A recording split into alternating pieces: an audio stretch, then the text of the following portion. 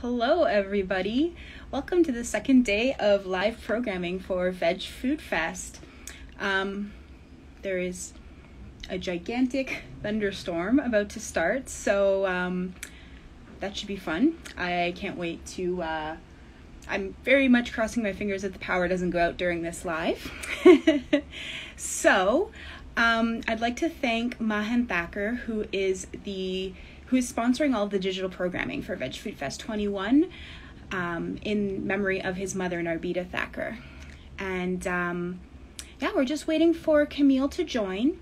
Before she joins, I'd just like to acknowledge that the Toronto Vegetarian Association is on the traditional territory of many nations, including the Mississaugas of the Credit, the Anishinaabe, the Chippewa, the Haudenosaunee, and the Wendat peoples, and it's now home to many diverse First Nations, Inuit, and Métis people. We also acknowledge that Toronto is covered by Treaty 13 with the Mississaugas of the Credit. And as I said, we're waiting for Camille Labchuk to join. So Camille is the Executive Director of Animal Justice, which is Canada's only animal law organization. She's also asking to join the video right now. Let's see. Go live with Camille is also the co-host of the Paw and Order podcast. She's an experienced animal rights lawyer, advocate, strategist, and a former political and communications professional. And here she is. Hello, Camille. Hi, Sarah. It's great to see you. Thank you for having me. No problem. Good to see you. Is it like hilariously dark and stormy? I have to turn on additional lighting. Yeah. The raindrops just started falling here. For all the people outside of Toronto, we have this huge shelf cloud over the city. Yeah. It's intense. I looked out the window and it was just like this huge cloud. And yeah, I've had to stick a napkin in my door because it's going and rumbling. So it's good idea. It's going to be fun. Fun times. But yeah, we're very glad that you could join us for Veg Food Fest 2021. I hope everybody had a chance to watch your talk from last year about the ag-gag laws in Canada. And I guess we could just sort of start off with what's changed in the last year in terms of ag-gag laws in Canada. Maybe let's start with the bad things and then we could move to the good things. Sure. So a year ago when I spoke about ag-gag laws at this event, we had seen 2 ag-gag laws pass. So Alberta was the first in 2019 at the end of November, and Ontario introduced theirs around the same time. And Ontario passed ag-gag laws in June of last year, but it was still working on bringing in regulations. So the ag-gag laws in this province weren't entirely in effect. So in December, they eventually did bring those ag-gag laws into effect. And also late last year, Manitoba decided it would introduce its own ag-gag laws. So Manitoba, a bill did pass there in May. So the Manitoba ag-gag laws, and I should say ag-gag laws, that's a broad catch-all term to describe laws that are designed to shut down information coming out of farms, coming out of transport trucks, and other situations where animals are used and abused, typically in the food system. It could also apply to research laboratories or other animal settings, but usually it tends to come from the farming industry. So the details of what those laws do in every province vary. So Alberta, it's very broad. It is an offense to engage in an undercover expose of a farm or any other facility too. That could include a hospital. That could include a slaughterhouse. It could include a long-term care home, which of course is very concerning right now with COVID going on still. It's shocking. Ontario's is a little bit narrower, so it focuses specifically on farms, not other places. And Ontario also targets people engaged in safe movement-style activism outside slaughterhouses, where they may observe trucks carrying pigs or chickens or cows or other animals to their deaths.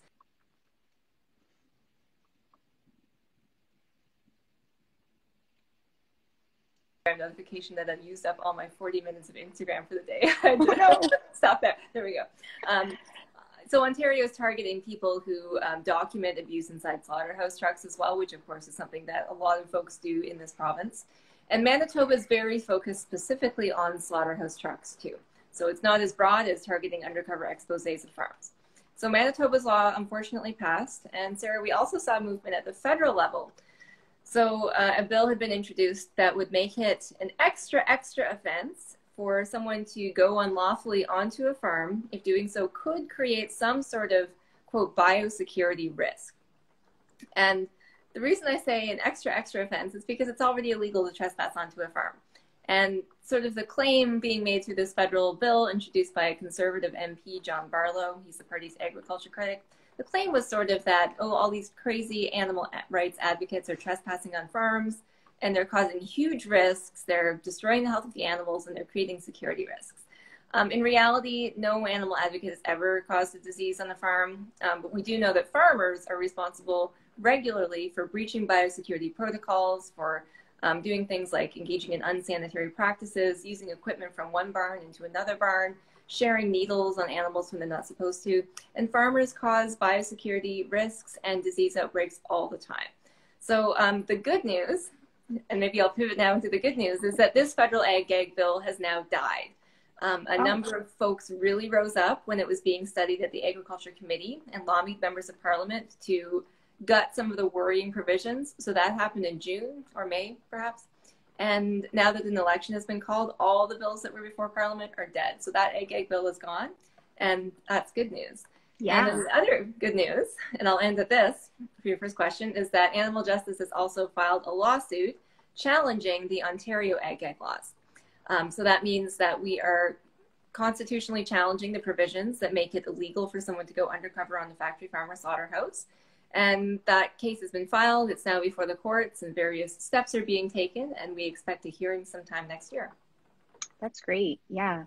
I should also just mention that chime in, viewers, if you have questions for Camille also, but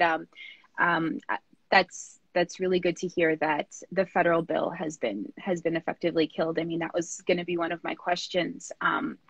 Since we are, like less than 2 weeks away from an election, if we're calling or asking our members of parliament or potential members of parliament questions, what sort of questions should we be asking them in reference to animal agriculture, ag laws, things like that? Like, is there a chance that this conservative could bring the bill back in the next election cycle? Yeah, there is. So it's concerning. There's always a chance that someone could return a bill that didn't pass through the legislative process. So I think it's a really important time to engage in elections right now. And a lot of people think when they consider elections that the only way they can make a difference is by voting. But we actually each have tremendous other opportunities to get involved in the process throughout the entire election. So Sarah, you asked about questions people could ask. So one thing I've already done is I've already called all the campaigns in my riding, and I've asked them to explain to me what their policies are on animal protection more broadly, but specifically ag-gag laws and farmed animal protections, of which there aren't really too many in this country. And so it's important. They may say that they don't have policies. They may say they haven't thought about it much, but you're putting it on the radar for them when you call and you ask those questions, and they begin to become sensitive to the idea that there's voters in their riding who care about these issues. And we know politicians are very motivated to get elected, of course. That's the point of elections. So they do try to be responsive to people who have concerns. Right. So calling the campaigns is one really great, important thing we should all do. The second thing is showing up to all candidates' debates in your riding. And sorry, I have a noisy cat. No worries. Come here. She's scared of the thunder? No, she just wants attention. Come on, Cecily. Let's see. It's really not a TVA meeting unless somebody photobombs. Hello, sweetheart. Yes. Yes. So showing up to all candidates' debates, and it's even easier than it usually is right now because, of course, those debates are all online. Right. Yes. And that's a great way to ask questions. So my colleague, Kimberly Carroll, of course, many of you listening, I'm sure know Kimberly. She's a colleague at Animal Justice, and she does a number of other amazing things for animals, including sitting on the board of directors of the Vegetarian Food Bank in Toronto. She'll be giving a talk on Thursday. There you go. There you go. So a little preview. Kimberly, and she also runs the Animal Justice Academy for us, which is a training school for animal advocates. But Kimberly attended the Toronto Centre All Candidates debate last week, and she asked the candidates about their positions on subsidies to animal agriculture and linked that in particular to climate change. And the candidates responded to her questions, and the Green Party leader, Annamie Paul, happens to be running in that riding, and she actually committed to her party moving Canada toward a plant-based country and ending those subsidies, and acknowledged the importance of doing so in combating climate change. So it can make a real difference just asking that question and changing the tone of the debate. Right. The other thing that I think is really helpful for people to know right now is that we actually have issued endorsements as well of animal-friendly candidates in this election. through votersforanimals.ca, which is an animal justice election time project that tries to give people more information about how they can use their vote effectively for animals. So check that out. There may or may not be someone endorsed in your particular riding because we've only issued a couple dozen endorsements out of hundreds of ridings. Yeah. But it is a good resource, and we'll hopefully be posting survey responses from the candidates there as well. Votersforanimals.ca, was that the URL? Perfect. Yeah, you got it. All right, that's really good to know. Yeah. So pivoting back to sort of Bill 156 in Ontario, instead of federally, I know when you gave your talk last year, the bill had not completely rolled out. It was sort of, I know you had mentioned there were provisions that had yet to roll out. So how has that sort of affected the landscape in terms of what people can and can't do, and how has all of that gone down? Sure. So a year ago when we last spoke about this, the bill had passed, but the government still needed to make regulations to accompany it that delineated some of the more nefarious aspects of the way it restricts people's freedom of expression and freedom of assembly. So the thing the government did do immediately is it brought into force regulations prohibiting people from engaging in save movement style activism outside slaughterhouses, and stuff that could punish people for so-called blocking of trucks that might show up outside a slaughterhouse. So that was put into effect about a year ago, and many people have already been ticketed under those provisions. So people outside the Fearmans slaughterhouse in Burlington, Ontario, which is where they kill, I believe, about 10,000 pigs a day, people have been ticketed for using a crosswalk while the crosswalk sign is on, the walk sign that says you can actually go. The way that intersection is set up, there's a lane where the trucks can turn, and they have to turn through the crosswalk to go into the slaughterhouse. And people who are lawfully using the crosswalk are being ticketed by police because the police say, oh, your intention is actually to slow or impede or block the trucks. It's not really to use the crosswalk. So that was in effect a year ago. Not good at all. And since then, the government's introduced further regulations, and it's brought the rest of the bill into effect. And so what it has done is it's made some more specific provisions about how people cannot use, quote, false pretenses to gain entry to private farm property. So what that essentially means is that someone who may wish to engage in undercover work at a farm, so may wish to get hired at a farm, so that they can work there, follow all the rules, but also document what they see. If that person doesn't disclose that they may belong to a member of an animal advocacy group, or that they have an intention of documenting cruelty if they see it, that person could be caught by those provisions that the government brought into force in December. Now, they've tried to include some stuff in there to make it less unconstitutional than it was initially. We don't think they've succeeded. We think they're just trying to litigation-proof this really dangerous, unconstitutional law. And we really look forward to a judge hearing this case, and we hope that the courts will send a very strong message that Ontario and other provinces can't interfere with people's freedom of expression by preventing them from going undercover on farms. And the reason we say that's freedom of expression is that in this country, we each individually have a right to express ourselves and say what we'd like to say, and not say what we don't want to say.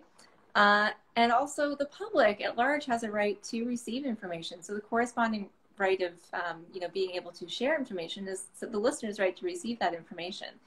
And we think that one of the only ways that people can receive accurate information about what happens to animals on farms is when brave people go undercover on those farms and then film and expose the reality of what happens to animals, which of course, anyone who's watched any of that footage knows is not a nice reality. It's a harsh truth, but we believe it's a fundamental constitutionally protected right to both share and receive that information. For sure, especially when all we're given is pictures of happy cows in pastures, right? Like the reality of that is so far from what we're given that it's just insane. So it's very important. Yeah, that's exactly right. The industry has a vested interest, and when we use the word vested interest, that means a financial interest. They have a massive financial interest in hiding the truth from the public because they know that people don't like to support animal cruelty. Even people who may eat meat and dairy and egg products, they don't want animals to suffer and die while they're eating those products. They just prefer not to think about it if they can. And when the meat industry is able to hide that information it allows them not to think about it. And we think that people do deserve to have that knowledge and make choices for themselves based on accurate information. Exactly. Yeah. So how has the ag-gag law sort of affected activism within Ontario? I mean, I know Animal Save is still at Fearman's pretty much every week holding vigils. And additionally, like there's been some great wins in the last year, especially in concerns to fur, people cutting fur out of their products. So, I mean, clearly it's not stopping all of the animal activism that's been going on, but have people been charged? Is Bill 156 being enforced to the volume, I guess, that it could be? Yes, people have been charged. So a number of people have received tickets for their protest activities outside of Fearman Slaughterhouse. I know some of those are for allegedly interfering with the operation of a truck bringing animals to slaughter. I believe at least one person was charged with attempting to give water to pigs who were on a truck. So there's sort of two main things that are illegal under the ag law in Ontario when it comes to trucks and that types of activism. One is blocking trucks or interfering with them. And then the second thing is interacting with the animals inside the trucks. And that one is really troubling to us, and that's the sort of main provision in our challenge. And we're really grateful to Louise Jorgensen of the Safe Movement. She organizes the Cow Safe Vigil every Tuesday morning at the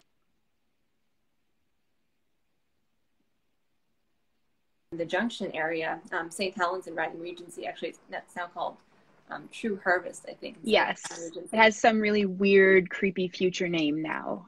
Yeah, yeah, that's right. So Louise is part of the challenge as well. She's an applicant in that challenge. And she speaks about how often it is that folks who are able to approach trucks and put a camera inside sometimes end up interacting with cows or other animals if the cows approach them and maybe put their noses out. I know that. Yeah, cows are curious. Yeah. They are curious. Yeah, they're sensitive, curious individuals. And a blanket ban on interacting with animals inside those trucks puts people at risk for engaging in that type of conduct. It means that somebody who takes, say, a photo inside the truck and sticks their camera in, if a cow comes and nuzzles that camera, could that be interaction? I think it could be. So there's risks there, and I know, I suspect it has chilled people from engaging in that type of activism. But, ultimately, Sarah, the way I sort of look at the overall picture of ag-gag laws is that I take great inspiration from what Gandhi said about the trajectory of social change. He said, first they ignore you, and we've all experienced being ignored, whether it's in this movement or any other justice-seeking fight. Then they laugh at you, and of course we've all experienced that too. Oh, haha, the vegans. Isn't that fun? They want to give chickens the right to drive. They care about animal rights, whatever. First they ignore you, then they laugh at you, then they fight you, and then you win. And the way I look at this is the industry fighting back because they know we're about to win. They appreciate that the more people know about the way animals are treated, the less they want to support these industries. They see the burgeoning growth of the plant-based food industries. They see so much progress being made by, even restaurant chains like A&W who are serving Beyond Burgers and Beyond Meat chicken nuggets. And they see people really excited about that. And they're fearful that when the truth gets out and when these images show up on the 6 p.m. news, whether they're images of cows or pigs inside slaughterhouses or animals inside factory farms, they know that they're losing support. So I look at it in the overall context as a sign of a successful movement because this is a movement that is making social change and is making progress. And they're trying to tramp us down and stop us. Especially because, 10 years ago, if you wanted to see these videos that activists are filming, you would have to go to you would have to get a bootleg VHS or something or a DVD. And now you can just go to Netflix and you can watch these things. And it's just so much more easily available to see the truth of what's happening to animals, right? So, yeah, that's absolutely right. It makes them even more scared. Exactly. Yeah. I mean, the one thing that I had forgotten about this until I rewatched your talk earlier this afternoon that just really gets me is the way that the Ontario Federation of Agriculture says that animals don't think or feel, which is just, I remember last year when they had said that, just being so angry, how dare you say that animals don't think or feel? It is just insane. And I'm wondering, has there been any backlash to that, especially considering that other countries, other places are enacting animal sentience laws? So sort of the exact opposite. They're saying, wait, no, animals have a say, Yeah. Has anybody sort of checked the Ontario Federation of Agriculture about that?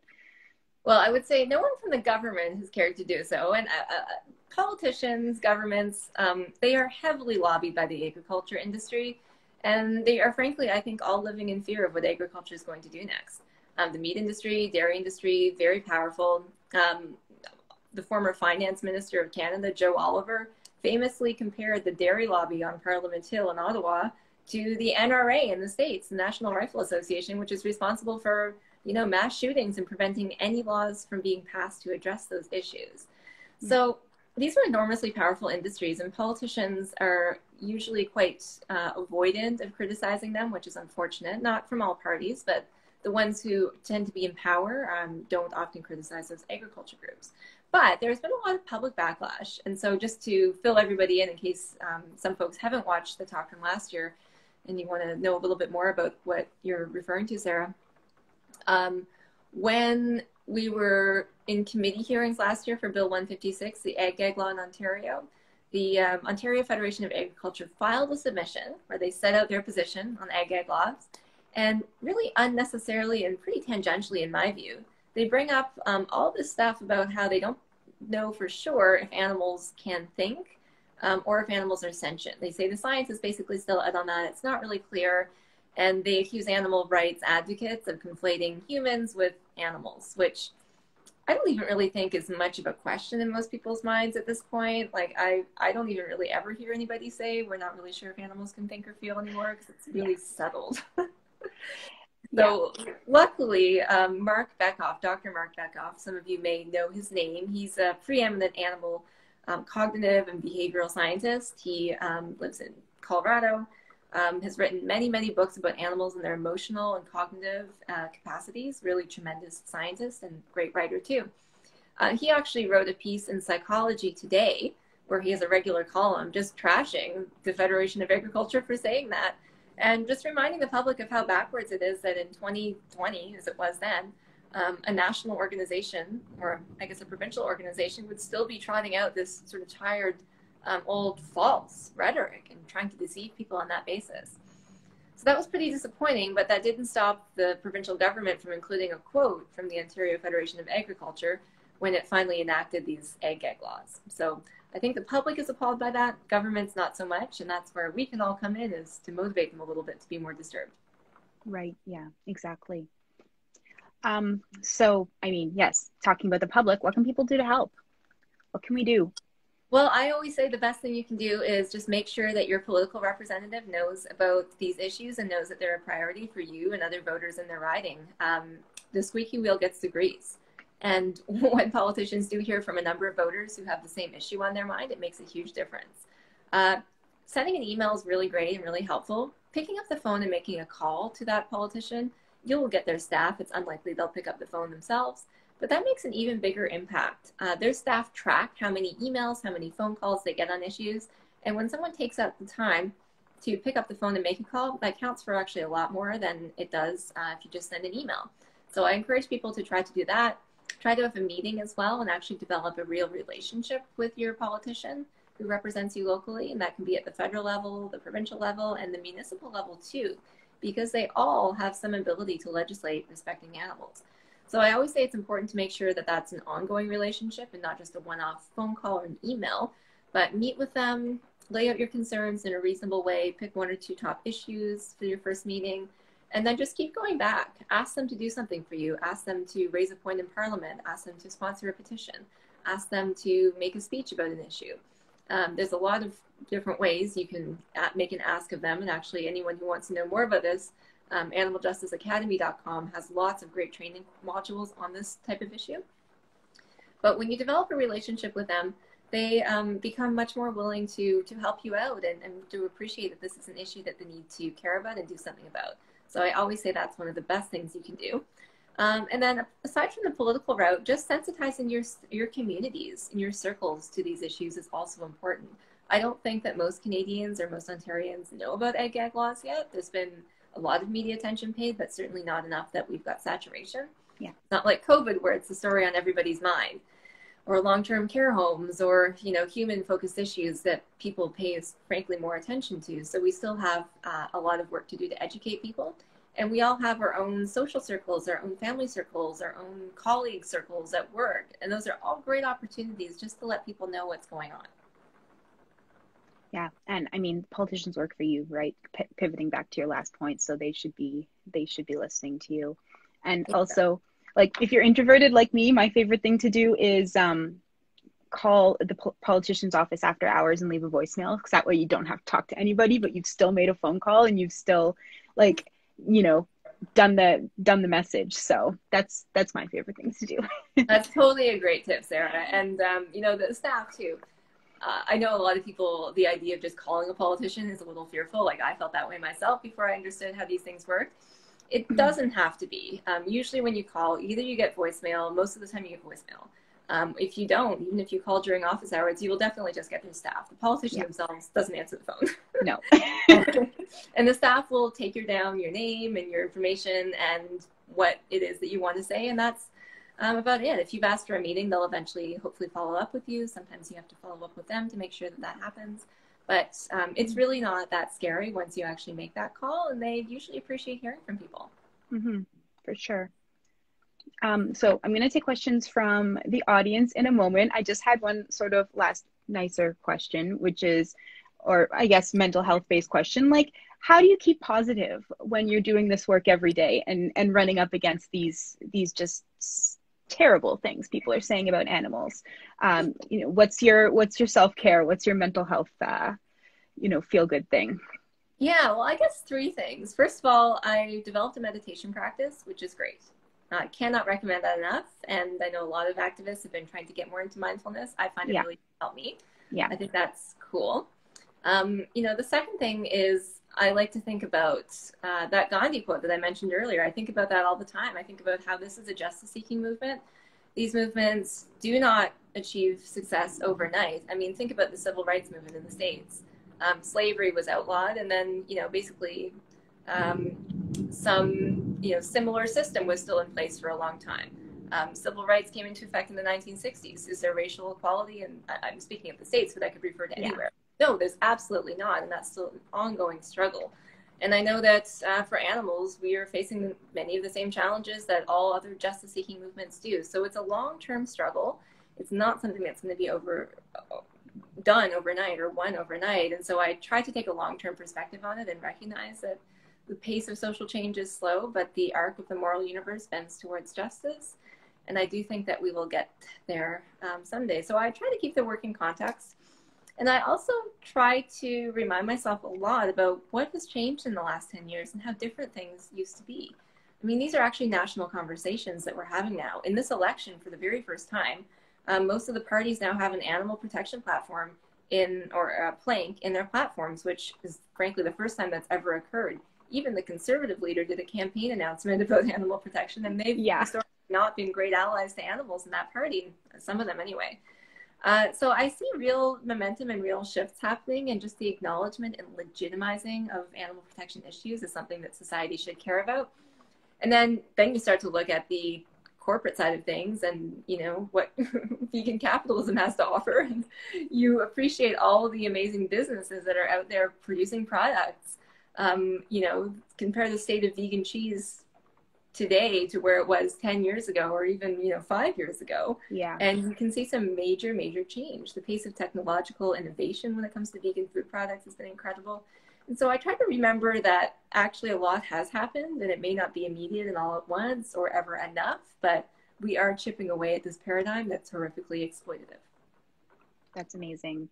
And I mean, I saw over, I think, the summer that you had been fostering a bunny rabbit from Rabbit Rescue. So, I mean, definitely fur babies help, right? So totally agree. Yes, absolutely. I did foster a great little bunny.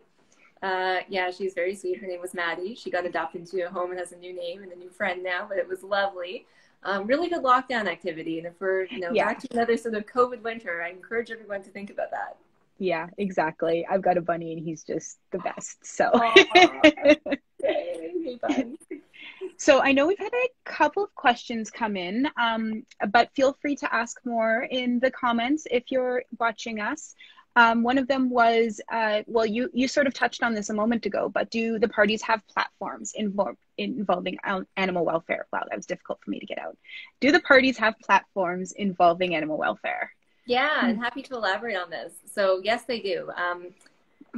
The Green Party released its platform today, and so far it's the only party that tackles animal agriculture in any way whatsoever. I mean, it's really the only party that mentions it, but they mention both the fact that modern industrial farming is horrifically cruel to animals and also environmentally damaging. I would say they don't make the climate connection in a way that is quite as strong as I hope they would, but they still call for a massive shift towards eating more plant-based foods, reducing animal protein consumption in this country, in line with what the Canada Food Guide recommends. Mm-hmm. And they also promise to regulate the conditions on farms, the welfare conditions on farms.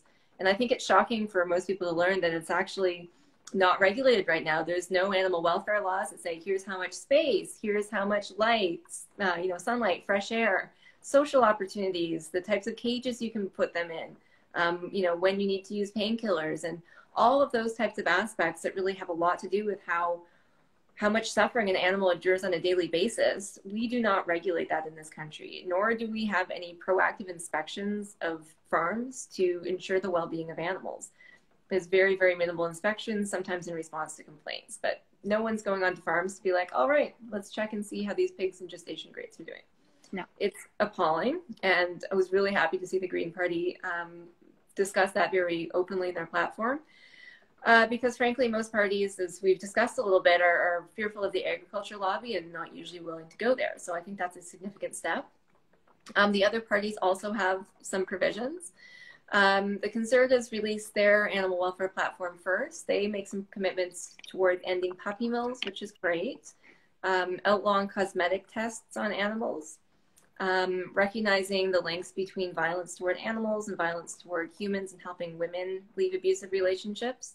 And they also recognize the links between dangerous wildlife markets and pandemics.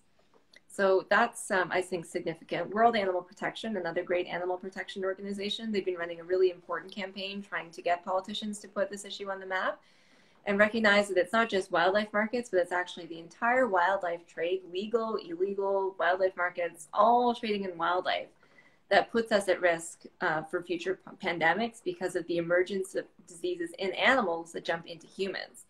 And of course, on top of that, as we all know, it's horrifically cruel to steal animals from the wild, to breed them in captivity. All of these things that we do are just unacceptable.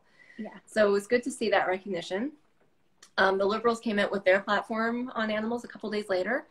They are making a couple more specific commitments. So they're saying banning cosmetic testing by 2023 on animals, which is a timeline. The Conservatives didn't have a timeline. They're also promising by 2035 to ban or phase out toxicity tests on animals, which is huge. They're the only party that's made any commitment around that so far. And they've done a little bit of work in the last parliament toward that already. They have a few other provisions around, again, violence against, family violence issues and the links there. They're making some promises to protect animals in captivity from suffering. I believe that relates to a bill that was in this last parliament that would ban keeping elephants and great apes in captivity, which was important. Mm-hmm. And I think there's one or two things I'm missing, but you can go find their platform on their website, and it's page 56, I think, where their commitments are, in case anyone wants to see. And then the NDP has a line in their platform about the wildlife trade as well. And they don't make the links explicit with the pandemic, but I think that's the intent behind it. And, I will say historically, NDP MPs, Green MPs have been very pro-animal when they're elected. So that's good.